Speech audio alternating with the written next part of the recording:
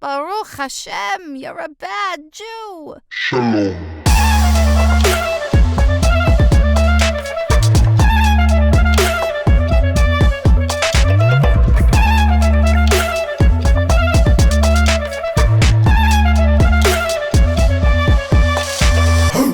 You're listening to Bad Jew. Welcome to the podcast. We're here today to talk about self-defense and the history of Jews and our fight, our literal physical fight, not just the fight for survival on the intellectual or philosophical level, but now we're talking about combat. And with us today is Chanan Smith of Magen Protection Solutions. Chanan, welcome to the show. Thank you. I'm excited to be here. Awesome. So Chanan, before we actually get started on this episode, as you know, we do our 4-minute Bad Jew challenge where you got to tell your life story in 4 minutes. Are you ready? I am ready. All right. And echad, shtaim, shalosh. Go.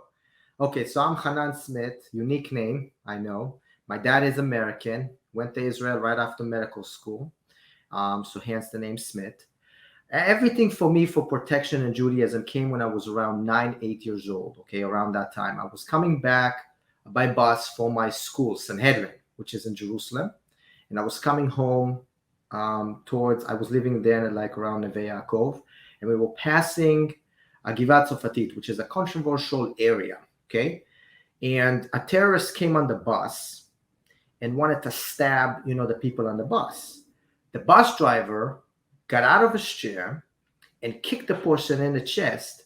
And then at the beginning, we didn't know what was happening. And I was sitting right behind the bus driver. And then the people jumped on the floor and actually controlled and detained the terrorist even before security professionals were there. And the driver was very unathletic, old, right? And at that moment, we all were saved by this person. So something sparked in me. And from that point on, security was very, very important to me. And I was fascinated by it. Every time I saw a soldier, I wanted to talk to the soldier. I always wanted to hear more about safety and security. And then when I got into the IDF, of course, I had that mindset of protection, service, and that's how I started. I was a sharpshooter myself. Then I became a lieutenant.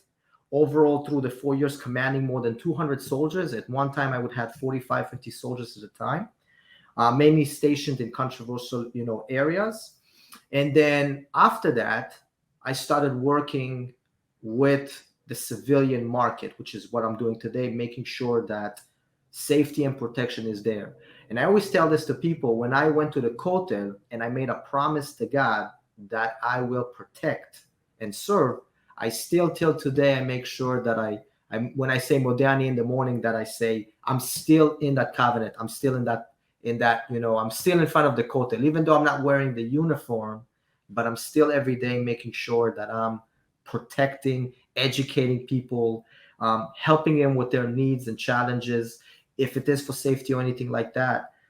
And that's what really makes me so proud of being part of the culture and continuing that. My family always says that I'm blessed because of that, because since a young age, I always wanted to do what I'm doing. And not many people are fortunate to do what they do and really love it. And they always look at me and said, since 8 years old, you wanted to do this, and I'm really, really blessed to do this. So I am excited always when I talk about this topic to be educated on it. Well said. Chanan, you did that so professionally. We had 1 minute and 7 seconds remaining on the clock. That was really great.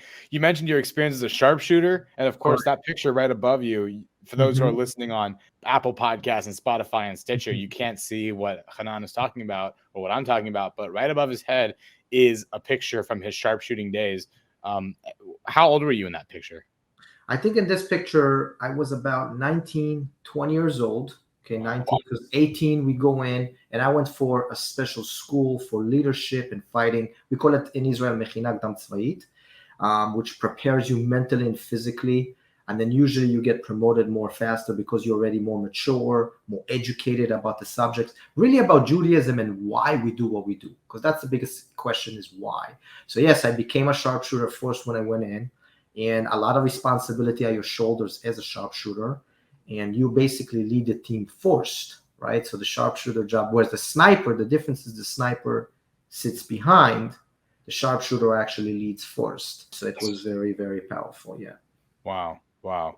Well, I'm sure that your time in Israel, especially in the turbulent times that was then and the turbulent times that still remain, was active. You said that you had been in controversial zones and you fought. On that subject, I think you might know a thing or two about the question we're asking today. Do Jews fight? Yes, I would know a thing or two about that. If Jews fight, it's something that fires in me. We are fighters. We are fighters to born with. You read the Torah every single week, which is fascinating, and you hear stories about, and you just go to Israel and you see those places about Jericho, Metzada, Yerushalayim, Ir David. You see it. You see it in your own eyes. You can touch it. These are places that, you look at the 6-day war. Nobody gave us a chance. The joke was, who's going to be the last Israeli to close the lights in Ben Gurion Airport, right? It was really nobody. War after war. We are the only nation that never lost a war. We couldn't afford to lose. Wow. So no other nation ever has that record. So since the Bible, so yes, so we are fighters to begin with. And we are more than fighters. We are life educators. Because when we fight, actually, when you join the IDF, you have to first go through Ruach Tzal, which is what we believe in life. After you learn to evaluate life and value it, then you become a fighter. You don't do the reverse. So yes, I love the culture of the Jews as far as fighting and power, because it comes from a very strong perspective. Yeah. Well said. And that kind of takes the example of burning your ships to an extreme example. Hanan, have you ever heard that expression, burning your ships? Burning your ships? No. Tell me a little bit about that. So, yeah, this was an expression that is actually used a lot today in the business world. It's used a lot I guess in various metaphors, not just the business world, but I hear about it a lot from various books on business. But the expression burn your ships specifically references Hernando Cortez landing on the shores of Latin America to defeat the Aztecs. And upon his arrival, him and his soldiers burned the very ships they arrived on. Bear in mind, they just traveled across the Atlantic Ocean.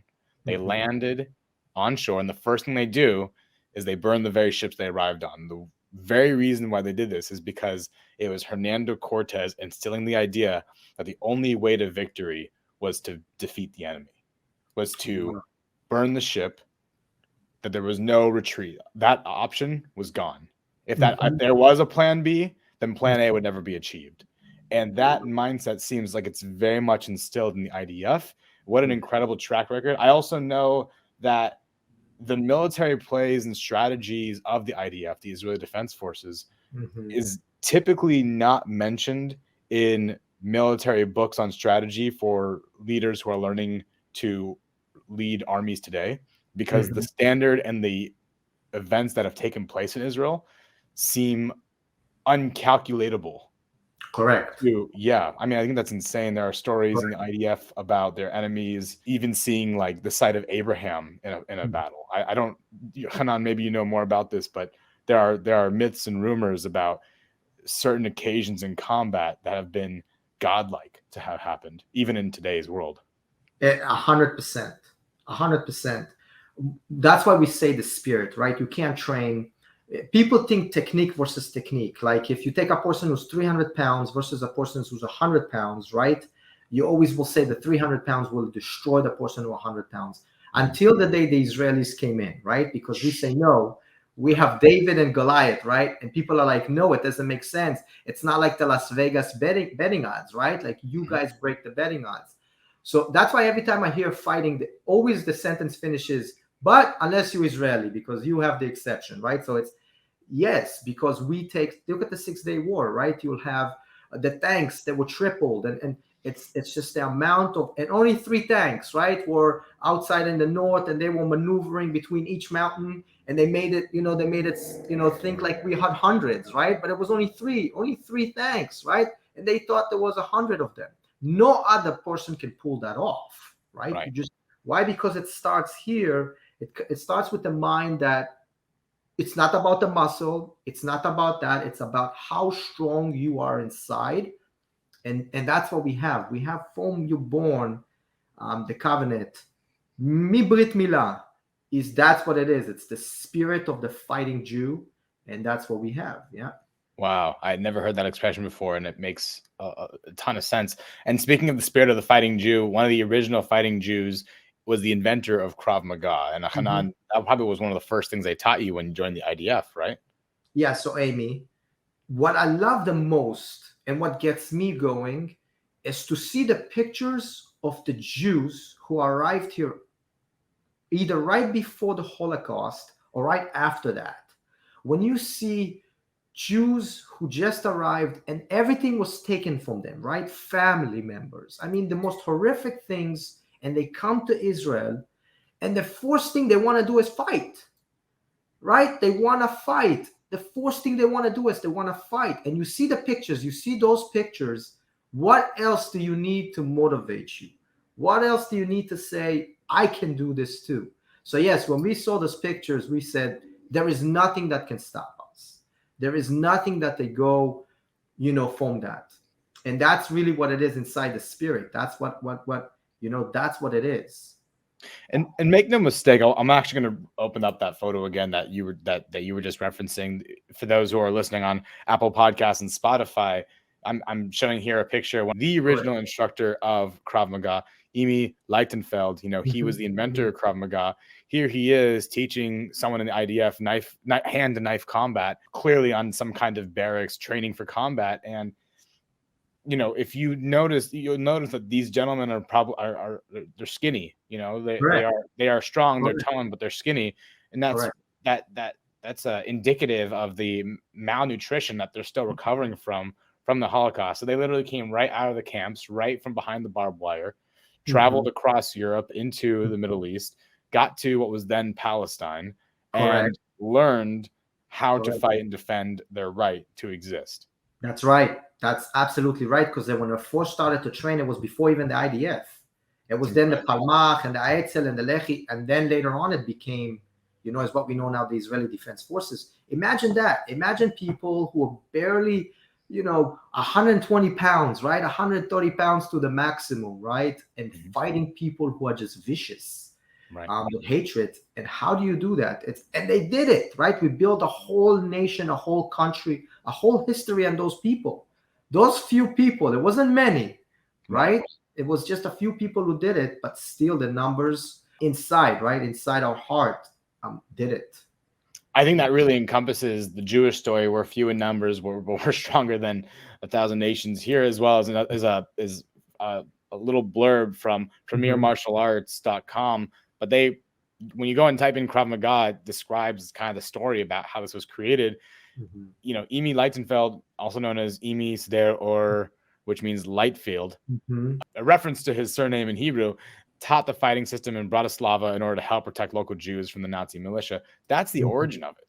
It was literally a few, just a few.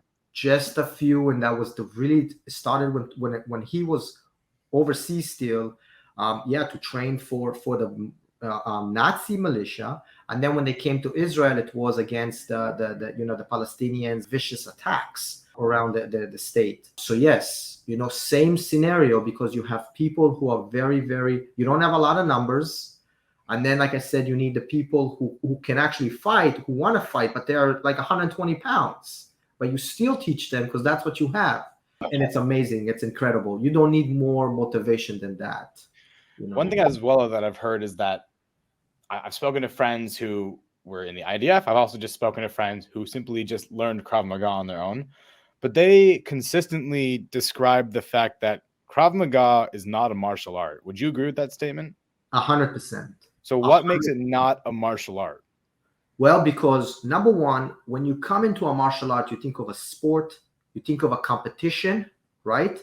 You think of a person, I'm going to give you the 7 biggest examples why it's not. Number one, there is no referee. Number two, you are not lined up with the same weight class. So in a fight, you are putting the same style, same weight class, right? Number three, you are in an event that people tell you when you're going to fight, how you're going to fight, right? So imagine a street fight. You have no clue when it's going to happen, how it's going to happen, how many people it's going to happen. Most importantly, the objective in a sport is to win. The objective on the street is to come back alive. Somebody's trying to take your life away. There is no intensity that can match that. Not to say that people who do sport self-defense can actually do good on the street. I'm not saying that. What I'm saying is you can't train in the mindset of, okay, I'm going into a competition, I'm going to go on the street. No, it's totally not. Yes, I don't like when you consider Krav Maga martial art, because it's not. It is absolutely not. You are training for real life on the street. You never know when, you never know how, you don't know how many, and never stops until something bad happens, right? Either to you, right? So most times if the person doesn't know how to defend, it's to them. So yes, I would not consider that a martial art. Yeah. In that same article by Premier Martial Arts, they capture that very essence. Here it says that the goal in Krav Maga is to keep one safe. In a violent situation, there are no rules. You need to do anything in your power not to get hurt. What does everything in your power mean? Taking preventative measures comes first. Be aware and avoid violence. You can prevent yourself from getting into danger zone by keeping your eyes and ears open. If you see a problem around you, stay away. If you have no choice, then kick to the groin. Spitting, biting, gouging, and hair pulling are all very legitimate. Never escalate the situation, and remember, fighting is last resort. I've never heard any martial arts say, yeah, groin, spitting, biting, gouging, and hair pulling are a part of a fight. But here in Krav Maga, it gets to a more realistic, much more gritty point. And correct. I think that should scare you if you don't understand that. Absolutely. If you watch a UFC fight, those guys are chiseled, trained 8-hour days, right? They train hard every day to fight. And then they get a small attack to their groin and they stop the fight, right? They lay on the ground for minutes and they can't move. Those big chiseled guys, right? So they get a tap on the eyes, they get a tap. Why am I not going to do it on the street, right? If somebody was chiseled, a fighter, same with a boxer, right? When you punch him down below the belt, that's why I say don't below the belt. You hit in the groin area, right? Or straight knee shot, blood to the knee or elbow to here. They stop the fight immediately because they call it's not advantage, right? It's not fair. Well, guess what? On the street, there is no rules, right? And it can go both ways. So yes, you want to do what's best for your advantage to get out of that situation. I'm not here to spar. I'm not here to fight. I'm not here to exchange blows with you. No, I want to go home to my family, and to do it, you got to be fast. I always say 4 seconds. 4 seconds is what it is. Once the contact started, that's what you have. Any second more than 4 and you're in trouble. And I used to tell it to my soldiers all the time. You have 4 seconds. You 4 seconds. First 2 seconds is to understand and stop the attack of what's going on. Seconds 3 and 4 is for you to give and get out of there. More than 4 seconds, we are in trouble. It's not a fight in an octagon. I don't need to do this for pay-per-view. I don't need to do this for longevity of the fight. Nobody's betting on me. The longer you stay in a fight, you lose a lot of cardiovascular. Not all of us are very athletic. Chances are the person who's attacking us, they already know what they're doing because that's not the first time they're fighting someone. So they are probably a little bit more into it. So you need to really get in and get out from the situation, because every second, I always compare it to a job interview. The longer you spend with them, probably chances you'll say something, they'll say we don't want to hire them. So you want to make a very good impression first. You don't want to stay for long. They'll figure out ways to counter you. In and out, 4 seconds and boom. 4 seconds and boom. You cannot stay for long. If you have family members, you also need to protect them. But you got to keep the same philosophy. Fast, out. Do it fast, do it hard, do it out. And that's basically how, I believe in.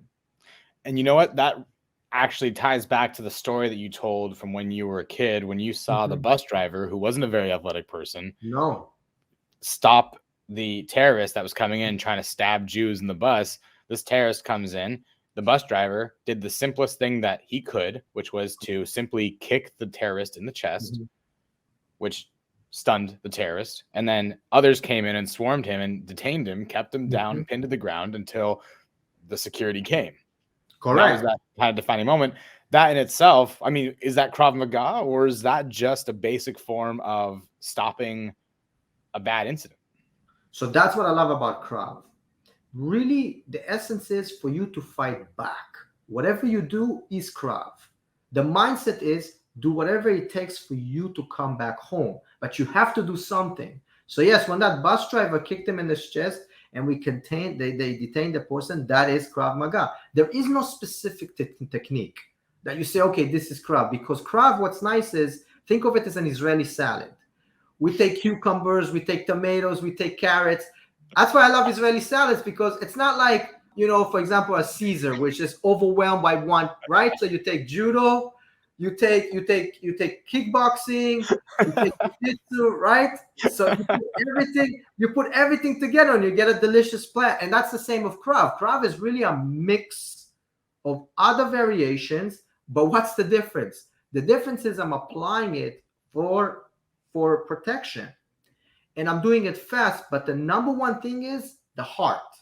Krav Maga is a mindset. That's why when force people train with me, I say, listen, we can spend 2 minutes on a technique and you'll get it, but it'll take us probably 2-3 hours for you to understand the mindset. So let's say a person is bigger than you, right? You need to do whatever it takes to overcome in your mind the fear from the person. That's what Krav Maga is. And that's when I used to train my soldiers, I say, listen, guys, you're going to fight people who are probably 2-3 times your size. Whatever technique I'm teaching you, you have to believe it works, because you have to believe you can take them. You cannot. So it's mindset. The psychological aspect in a fight is 90%, because a person who attacks you because they have a belief they can overpower you, period. Nobody goes into a fight. Listen, they never want to fight. They want to win. Remember that. They're not looking to fight. They're looking to win, which means if you put a fight, they don't want it. Nobody wants to break an elbow to rob you, right? They're not in a sport. In a sport, you will, because you get $1 million. So you'll say, I'll take the elbow, I'll get the $1 million, and I'll go have surgery. On the street, the criminals say, why am I breaking a nose or an eye or my throat over you? I'm going to go attack somebody more vulnerable. So they pick a target based on their psychological. So they say you, right? They go pick you. You need to show them right there and then that they picked wrong, even before the fight starts. I call it IDF. Identify, de-escalate, fight, right? So first you need to identify. You give them a look that says, listen, if you come towards me, you have more than you can chew. That's it. Why would they come towards you? Why? They don't have anything against you specifically. You are not in a bad criminal activity. You are not a criminal. So somebody who they're not looking to fight, they're looking to win. Second is de-escalate. Once a person comes closer, you show them physically and mentally you're not scared. And then if you need to, the last resort is at that point we are going into contact, and that's the second part of the de-escalation is the physical fight. As we need to do it within 4 seconds. So to me, number one is psychological. You need to be very strong. Fascinating. Do you think with everything that you've kind of just described when it comes to psychology, when it comes to the empowerment, when it comes to our narrative, that every Jew should learn Krav Maga? Absolutely. And for many reasons. Number one, of course, protection. Here's the thing. You cannot delegate your safety to other people. As Jewish people, we stop to delegate it to other people. How history just showed us, you have no one to hold your hand when you're under attack. Why would you delegate your safety? So reason number one is no one will do it for you, not even Jews. No one will fight your fight. The same way nobody will eat for you and nobody will sleep for you. Nobody will exercise for you. The same thing is nobody will fight for you. Reason number two is think about how confident you will be in everyday life for other things, business, family, challenges. When you know you can fight, which is the toughest thing to do, right? Nothing is harder than protecting yourself from somebody who's trying to harm you. So if you have daily activities that are challenging at the moment, family life, business, the life we live in today with COVID and everything, you need to be mentally tough in today's world and educate your family about mental toughness. Nothing can prepare you for life stronger than training in Krav Maga, because that's what we do.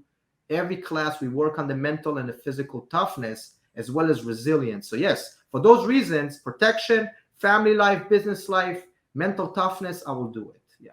Now, let me ask you this. Krav Maga, we literally just read an article that said that spitting, gouging, Okay. doing any heinous act is fair play because there's no rules in combat. As a matter of fact, one of my first times ever demoing Krav Maga, there was an instructor who came to our school. And on the Okay. very first lesson, his introduction lesson, he decided to teach us how to split someone's hand open, which is Okay. like, what?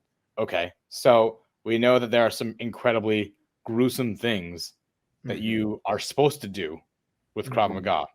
It is taught. So being said, is there a mental tax? Is there a psychological tax to embracing Krav Maga as well? You mean in a negative way? Yeah. Okay. I do think that if, like anything else, if you train, I do believe you need to be trained right. I think if you train in a wrong way, I always said it to my soldiers. I said, listen, if we hurt each other in training, we don't need bad guys, right? If you have a broken arm, if I have a broken arm, if I'm this, we don't need bad guys. We did it to ourselves in training. And I think so many instructors don't see it like that. They say, well, if I hit you stronger in the head, you're going to be a tougher fighter. Wrong. Wrong approach.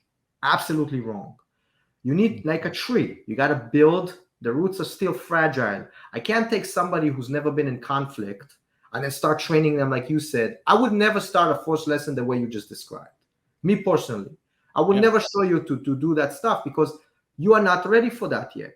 Matter of fact, most times I don't even teach that stuff. I make sure that I teach you already the 4 seconds to get out of there and to do one or two things that if the fight gets more and more problematic or it's extreme situation like an active shooter or something, I still show you things to get away without being like that until you're ready for it mentally and physically. No. So I believe, you need to start in a level that you can handle it mentally and physically. If not, yes, you will have negative effects by it. And that's the sad part about it, is some people have negative effects because they were trained badly and they talk negative about it. Instead of going to a good instructor who will build you positive, yes, I do not believe starting too strong with a student because it will cause horrific nightmares. Yeah. I mean, yeah, I think you hit the nail on the head. When I was in that demonstration and that instructor taught me how to split someone's hand open, literally holding my hand and showing me exactly how much force is required, which is not that much, believe it or not, to split someone's hand open with your own hands, no tools required. I remember thinking to myself, this is going to give me nightmares. This is going to mess me up. And also, in what situation on the street where I'm being attacked for being a Jew would I ever need or be able to split someone's hand open? How do I get that person to willingly give me their hand to do that? It's obviously impossible. It sets a very unrealistic expectation. It also teaches a very unnecessary torture, I think. But it makes sense the way you're describing it. The 4 seconds. I love your acronym for IDF. Correct. I think that was brilliant, and I really think that a lot of people would benefit by learning from you and the safety you provide. Another thing as well, for those who don't know, Magen Protection Solutions, he helps people in situations, civilians in situations that are unfortunately very relevant to Americans today here in the U.S., and that is that there are active shooters that are popping up that are, in unannounced ways and unprecedented ways, creating an unnecessary chaos. And it's very reassuring to know that someone like Chanan is out there protecting and helping us be more aware and be more mindful of what needs to happen. How can I remain to be safe? I think Chanan's work is really important, and it's incredibly valuable and relevant to today, especially in the Jewish community. This is being recorded on February 24th, 2023, and apparently tomorrow, February 25th, 2023, there are a lot of extremist organizations that have been announcing on internet forums to the supporters who are anti-Semites and extremists that Saturday is going to be a day of hate, that it's going to be an uprising on tomorrow. It's scary. When this episode releases, we'll know how that day went. Sometimes these things come and go with nothing happening, but right now there's that very silent tension that is building up. And Mhm. what I think is really important right now is to call community leaders and make sure that security is being beefed up, Mhm. to reach out to organizations and make sure that they are aware of these extremist organizations, to never go anywhere alone, to always be aware of your surroundings. And if you do know how to, fight, be prepared to use those techniques. It is one of the most empowering ways to establish our right to exist to people that aren't even across the aisle, that are on another plane of existence, the people that live to hate, the people that are unrelatable, the people that are beyond unholy. This is the time to be safe. This is the time to take Hanan's words Mhm. to heart and to practice those protection solutions. So Hanan, thank you for being on this podcast. For Thank those you. who would love to connect with you, what is the best way to reach out? They can go on the website, McGannProtectionSolutions.com, and I have all my contact information there. They can see videos of some of our programs. They can see all the testimonials, the reviews from all the great programs. I really believe in educating people and empowering people, not in a fearful way, but a way that you can learn in a fun way, even though it's a topic that's not as lucrative, but still do it in a way that we learn and we'll be able to do it once we are under attack. Yeah. Well said.